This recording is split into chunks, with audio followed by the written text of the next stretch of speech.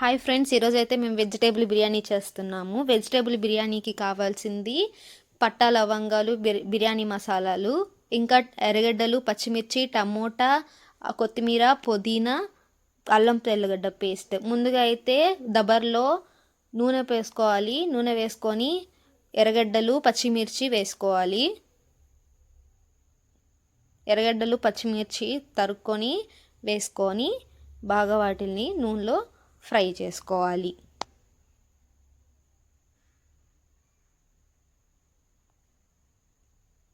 తర్వాత బిర్యానీ మసాలాలు వేసుకోవాలి, బిర్యానీ ఆకు అవి. ఎందుకంటే వెజిటేబుల్ రైస్ కాబట్టి ఆ బిర్యానీ ఫ్లేవర్ అనేది మనకి బాగా తెలియాలి కాబట్టి ఆ బిర్యానీ టేస్ట్ అనేది మనకి తెలుస్తుంది అప్పుడే. వెజిటేబుల్ రైస్కి అయితే వెజిటేబుల్ వేసుకొని బాగా ఫ్రై చేసుకోవాలి. మా పిల్లలు చూడండి హాయ్ చెప్తున్నారు నేను వీడియో తీస్తుంటే. అవైతే ఇప్పుడు మనకు ఆనియన్స్ వేగిపోయాయి అనమాట. ఆనియన్స్ని బాగా ఫ్రై చేసుకోవాలి. ఆనియన్స్ బాగా రెడ్డిష్గానే ఫ్రై చేసుకోవాలి. ఎందుకంటే అప్పుడే మనకి బిర్యానీ కలర్ అనేది వస్తుంది. మామూలుగా మనం ఫుడ్ కలర్ వేసే కన్నా మంచి కలర్ వస్తుంది. ఇప్పుడైతే టమోటాలు వేసుకోవాలి. సరిపడా టమోటాలు వేసుకొని ఫ్రై చేసుకోవాలి. టమోటాలు బాగా ఫ్రై చేసుకున్న తర్వాత అటు ఇటు ఫ్రై చేసుకుంటూ ఉండాలి. మధ్యలో దబర్ని మాడనివ్వకుండా బాగా ఫ్రై చేసుకోవాలి. ఫ్రై చేసుకున్న తర్వాత తగినంత కారం, గరం మసాలా వేసుకోవాలి. తర్వాత సరిపడా ఉప్పు కూడా వేసుకోవాలి. వేసుకున్న తర్వాత కొత్తిమీర, పుదీనా వేసుకోవాలి.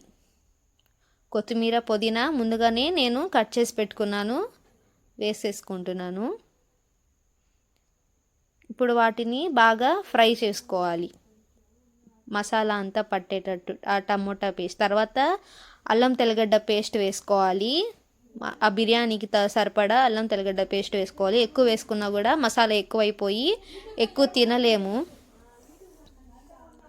బాగా ఫ్రై చేసుకోవాలి. అల్లం తెల్లగడ్డ పేస్ట్ వేసేసుకున్న తర్వాత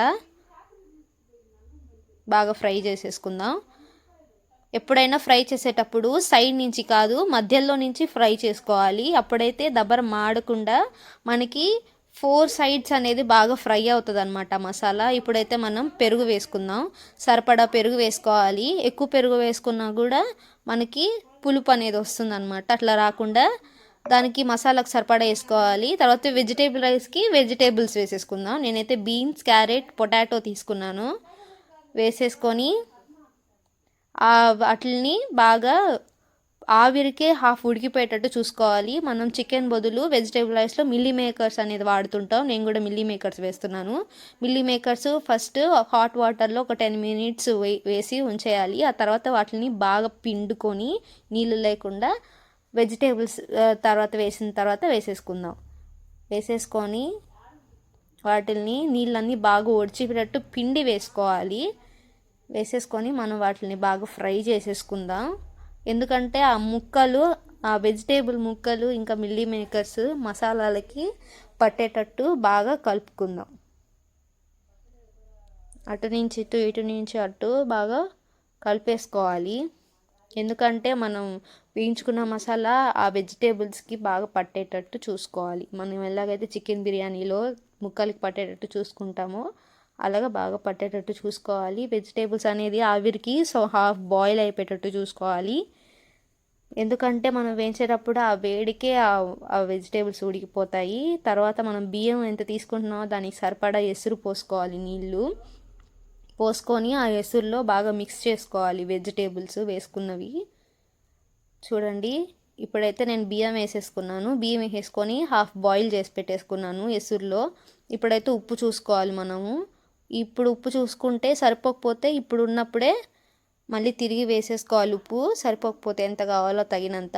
ఎందుకంటే ఇంకొంచెం అన్నం ఉడికిందంటే ఎసురులో ఒకవేళ మనం ఉప్పు వేసినా అది మొత్తం పట్టదు కాబట్టి. ఇప్పుడైతే వెజిటేబుల్ రైస్ అయితే అయిపోయింది. నేను పైన ఫుడ్ కలర్ కూడా వేసాను. ఫుడ్ కలర్ వేయకుండానే చూడండి ఎంత డెలిషియస్గా కనిపిస్తుందో. ఇప్పుడైతే వేడి వేడిగా ఉంది వెజిటేబుల్ రైస్ అనేది. ఫుడ్ కలర్ పోసేసుకున్నాం. ఇంకా దాన్ని సర్వ్ చేసుకొని తింటే ఇంకా టేస్ట్ అయితే అద్రిపోతుంది. మీరు కూడా ఇలా ట్రై చేయండి, ఖచ్చితంగా కుదురుతుంది మీకు. ఇప్పుడైతే మనం వెజిటేబుల్ రైస్ చేయడం చూసాం, కానీ అసలు వెజిటేబుల్ రైస్ ఎందుకు చేసామంటే ఈరోజు మా తాతయ్య చనిపోయిన రోజు కాబట్టి నేను అలాగా వెజిటేబుల్ రైస్ పంచుదామని అనుకున్నాను. కాబట్టి పంచడానికి నేను వెజిటేబుల్ రైస్ చేసి ఇప్పుడు అవన్నీ పార్సల్ చేసుకున్నాను. పార్సల్ చేసుకొని అంతా క్యారీ బ్యాగ్కి వేసుకొని నేను వెళ్ళి పంచబోతున్నాను. నేనైతే ఇక్కడ గుడి దగ్గర ఉన్న వాళ్ళకి అందరికీ పంచుతున్నాను. ఎందుకంటే మనం మనుషులం, పక్కన మనిషికి మనం సహాయపడితేనే మనం మనిషి అనిపించుకుంటాము. మనం ఎంత డబ్బులు సంపాదించినా కూడా పక్కన మనిషికి భోజనం పెట్టినా, పక్కన మనిషికి ఇంకేదన్నా హెల్ప్ చేస్తే మనకి ఎంత డబ్బు సంపాదించినా రాని హ్యాపీనెస్ అప్పుడు మనకు వస్తుంది అనమాట.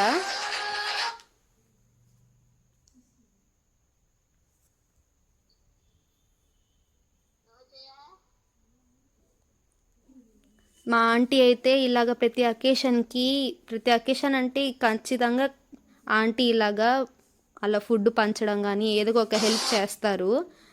నాకు అలా ఆంటీని చూసి నేను కూడా అలా పంచుదామని, నేను మా తాతయ్య చనిపోయిన రోజు కాబట్టి ఇంతకన్నా మంచి అకేషన్ ఇంకేది ఉండదు అని చెప్పేసి నేను పంచుతున్నాను. అసలు నాకైతే చాలా అంటే చాలా హ్యాపీగా అనిపించింది ఇంటికి వచ్చాక.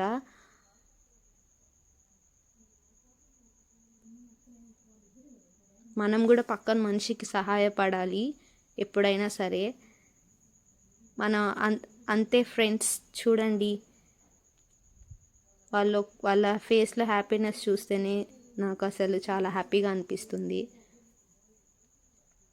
అంతే ఫ్రెండ్స్, ఈరోజు ఇలా గడిచింది. మీరు కూడా వీడియో నచ్చితే లైక్ చేయండి, మీ ఫ్రెండ్స్ అండ్ ఫ్యామిలీ మెంబర్స్కి షేర్ చేయండి, సబ్స్క్రైబ్ చేయడం అస్సలు మర్చిపోకండి.